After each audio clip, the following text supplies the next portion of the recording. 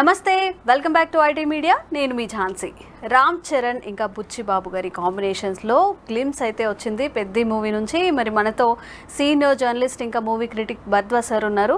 Hi sir, నమస్తే. నమస్తే. ఎలా ఉన్నారు సార్? నేను బాగున్నాను సార్. గ్లిమ్స్ అయితే వచ్చేసింది, what's your view on that? అంటే గ్లిమ్స్ కాదు, అది యాక్చువల్గా వాళ్ళు లుక్ రివీల్ చేశారు. ఫస్ట్ లుక్ లాగా, ఫస్ట్ లుక్ అంటున్నారు. అంటే ప్రస్తుతం సినిమాని ప్రమోట్ చేయడానికి రకరకాల అంటే స్టెప్ వైజ్గా మొదలు పెట్టేశారు. అంటే ఫస్ట్ లుక్ అని చెప్పి గ్లిమ్సెస్ అని ఒకసారి, టీజర్ అని ఒకసారి, ట్రైలర్ 1 అని ఒకసారి, ట్రైలర్ లాంచ్ ఒకటి, లాంచ్ ఈవెంట్.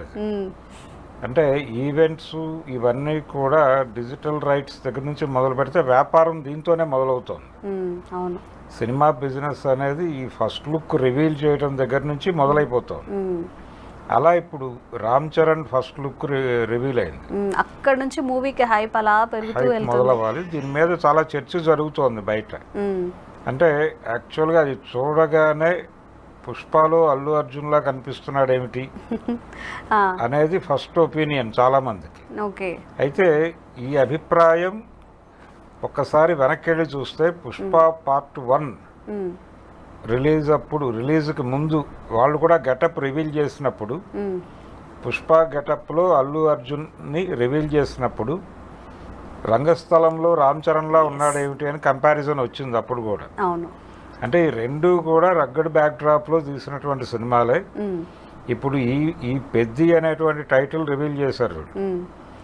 ఈ పెద్ది అనే టైటిల్ అధికారికంగా ఇప్పుడు ప్రకటించారు, కానీ చాలా కాలంగా చర్చలో ఉన్నదే ఇది ఉంటుందా మారుస్తారా అని అనుకుంటుండగా ఇదే కన్ఫర్మ్ చేశారు ఇప్పుడు. ఈ పెద్ది అనే సినిమాకి కూడా సుకుమార్ రైటింగ్స్ ఉంది దానిలో. అంటే ప్రొడక్షన్లో వాళ్ళు కూడా భాగస్వాములు ఈ పెద్ది అనే సినిమాకి. కాబట్టి ఇదంతా ఒకే చైన్లో వస్తుంది. రంగస్థలం, పుష్ప 2, ఇప్పుడు ఈ సినిమా. అందుకని ఈ గెటప్లకు సంబంధించి ఇది కూడా ఒక రగ్గడ్ బ్యాక్ డ్రాప్లో నడుస్తుంది అనే ఒక హింట్ ఇచ్చారు. కానీ చాలా ఫైర్తో ఉంది ఆ లుక్. ఇది రామ్ చరణ్ అభిమానులను ఆనందపరుస్తోంది. అంటే ఇంతకు ముందు ఆయన నుంచి వచ్చినటువంటి 2 సినిమాలు ఇబ్బంది పెట్టినాయి, ఆచార్య అలాగే గేమ్ చేంజర్.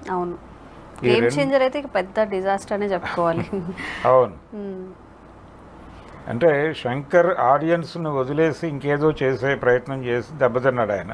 అయితే సూపర్ డూపర్ హిట్స్ వస్తాయి, లేకపోతే అటర్ ఫ్లాప్స్ అవుతూ ఉన్నాయి మరి శంకర్ గారి మూవీస్. లేదు, శంకర్ హిట్ తీయటం అనేది ఆయన నుంచి అది దూరం అయిపోయింది, ఆ కళ అనేది డిసైడ్ అయిపోయారు జనాలు. అంటే డిస్కనెక్ట్ అయిపోయాడు ఆయన, ఆడియన్స్ నుంచి డిస్కనెక్ట్ అయి ఉన్నాడు. అందుకని ఆ సినిమా మొదలుపెట్టినప్పుడే సందేహాలు ఉన్నాయి. కానీ ఆయన్ని కొంత ఆడియన్స్తో దిల్ రాజు గారు కనెక్ట్ చేస్తారేమో అనుకున్నారు అందరూ. అది కూడా జరగలేదు. అంటే ఆ సినిమా ఒకవేళ ఆడి ఉంటే ఆ క్రెడిట్ ఖచ్చితంగా దిల్ రాజుకు చెంది ఉండేది. కానీ ఆయన కూడా చేతులు ఎత్తేయడంతో ఆ సినిమా జనాలు కూడా వదిలిపెట్టేశారు. ఈ 2 ఇబ్బందికర సినిమాల నుంచి ఇప్పుడు ఈ పెద్ద సినిమాతో హిట్ ట్రాక్ ఎక్కే పరిస్థితి ఉంది రామ్ చరణ్ కని నమ్ముతున్నారు. ఈ ఫస్ట్ లుక్ ఆ కాన్ఫిడెన్స్ని ఇచ్చింది అభిమానులకి. అందుకని హ్యాపీ. దాని మీద అది ఎవరితో పోల్చారు ఎవరితో పోల్చలేదు అనే గొడవ పక్కన పెట్టేస్తే లుక్ అయితే బాగుంది. రెండవది, ఈ సినిమాకి సంబంధించి స్పోర్ట్స్ బ్యాక్ డ్రాప్లో సినిమా నడుస్తుంది అని చెప్పారు. అలాగే క్రికెట్ సంబంధించి ఏదో షూట్ జరిగినట్టుగా రివీల్ చేశారు ఇంతకుముందు. అలాగే ఈ కుస్తీ పోటీలకు సంబంధించి కూడా ఏవో కొన్ని సన్నివేశాలు చిత్రీకరించినట్టుగా చెప్పారు, ఈ రెజ్లింగ్కి సంబంధించి. అయితే ఇవన్నీ ఎందుకు జరుగుతున్నాయి షూట్ అంటే, నా అనుమానం ఏంటంటే ఈ కథ ఇప్పటివరకు మనం చూసినటువంటి స్పోర్ట్స్ బ్యాక్ డ్రాప్ సినిమాలన్నీ కూడా మైదానం వరకే పరిమితం అయి ఉన్నాయి. ఇది మైదానంతో సంబంధం లేని, అంటే స్పోర్ట్స్ వెనకాల జరుగుతున్నటువంటి ఇతర యాక్టివిటీస్ ఉన్నాయి. అది బెట్టింగ్ కావచ్చు. బెట్టింగ్ దగ్గర నుంచి మొదలు పెడితే అక్కడ ఒక మాఫియా ఇన్వాల్వ్మెంట్ కూడా ఉంది అని మనకు చాలా కేసులు చూసాం. ఇది అంతర్జాతీయ స్థాయిలో నడుస్తోంది క్రైమ్. అందుకని ఒక అండర్ వరల్డ్ ఆపరేషన్స్ కూడా స్పోర్ట్స్ బ్యాక్ డ్రాప్లో నడుస్తున్నాయి. అందుకని ఆ ఏరియాలో ఎక్కడో సినిమా నడుపుతున్నారు. ఇది గ్రౌండ్ వరకు పరిమితమైంది కాదు. అంటే క్రీడా ప్రదేశము లేకపోతే క్రీడా మైదానానికి సంబంధించిన గొడవ కాదు ఇది.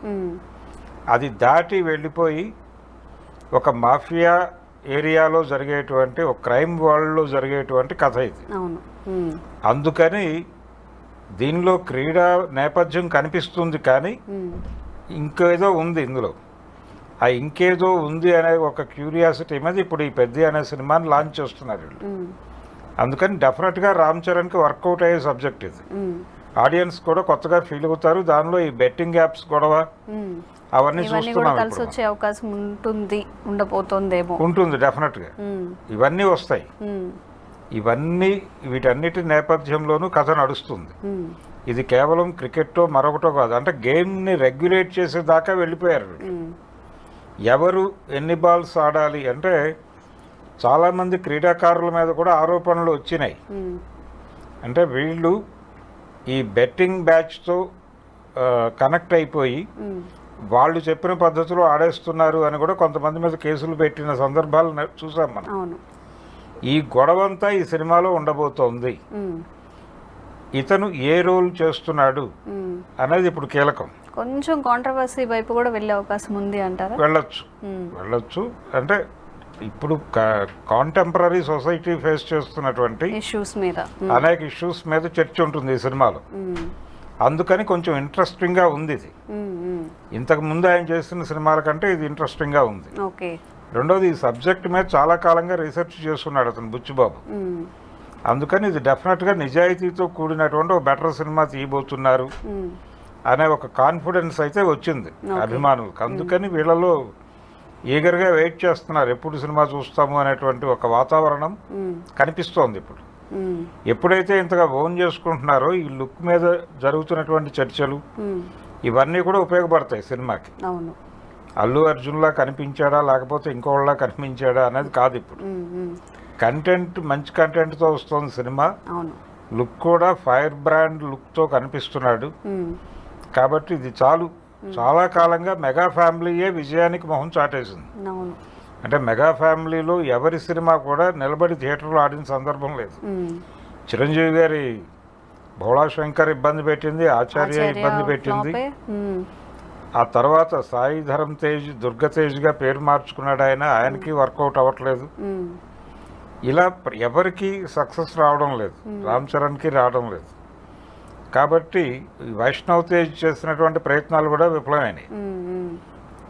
అలాగే పవన్ కళ్యాణ్ పరిస్థితి కూడా అలాగే ఉంది. ఆయన రాజకీయాల్లో హిట్ కొట్టాడు కానీ సినిమా పరంగా ఆయనకి భీమ్లా నాయక్ కానీ ఇవేవి కలిసి రాలేదు. బ్రో చేశాడు ఆయన, ఆ బ్రో కూడా కలిసి రాలేదు. అంతగా సక్సెస్ కాలేదు అని చెప్పి అంతగా కాదమ్మా, అసలు పెద్దగా ఆడలేదు సినిమా, పట్టించుకోలేదు జనాలు కూడా. కాబట్టి ఆ ఫ్యామిలీకి ఒక హిట్ కావాలి. ఆ హిట్ చిరంజీవి గారు కొడతారా దాంతో? అంటే ఆయన ఇప్పుడు 2 ప్రాజెక్టుల్లో ఉన్నాడు. విశ్వంభర ఒకటి, తర్వాత అనిల్ రావిపూడి ప్రాజెక్ట్ ఒకటి. ఈ రెండిటి మీద బజ్ అయితే క్రియేట్ అయి ఉంది. ఇప్పుడు ఈ సినిమా మీద కూడా బజ్ క్రియేట్ అవుతోంది. కాబట్టి రామ్ చరణ్ హిట్ కొట్టి హిట్ ట్రాక్ ఎక్కిస్తాడా ఫ్యామిలీని, లేకపోతే చిరంజీవి గారే బాధ్యత తీసుకుని ఎక్కిస్తాడా అనేది చర్చ. అందుకని ఒక 2 బాగున్నాయి. అంటే అనిల్ రావిపూడి ప్రాజెక్టు, విశ్వంభర, ఇప్పుడు పెద్ది, ఈ 3 మీద మెగా అభిమానుల్లో ఒక ఉత్సాహం అయితే కనిపిస్తోంది. అవును, ఏ మూవీ హిట్ అవుతుంది అంటే ప్రేక్షకుల నుంచి కూడా సార్ ఒక మంచి మూవీ వస్తే బాగుండు, ఒక ఫీల్ గుడ్ మూవీ లేదా ఒక సస్పెన్స్ థ్రిల్లర్, అరే ఈ మధ్యకాలంలో ఇంత మంచి సినిమా చూడలేదే అన్న ఫీల్ రావాలని చాలా మంది వెయిట్ చేస్తున్నారు. సో చూద్దాం మరి ఎవరు హిట్ కొడతారు. కొత్తగా ఉంటే చాలు కనెక్ట్ అవుతారు.